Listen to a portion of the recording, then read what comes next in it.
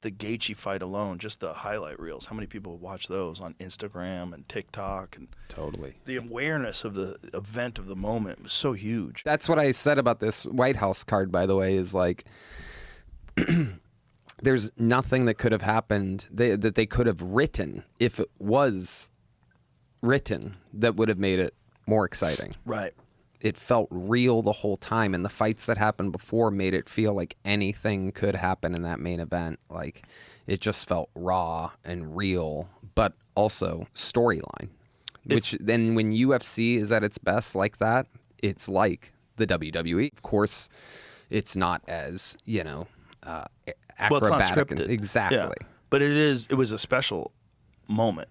It was regardless of how you feel politically, and I understand it. But just as a person who loves a sport, it was a very unusual experience. Very unusual. And I think people have to just look at some things that way. There's bad press because of this and that, and they put on this thing at the White House, and it's sort of like MAGA washes everything, which undeniable. Undeniable, it gave him positive press. I mean, the amount of people that have seen it is nuts.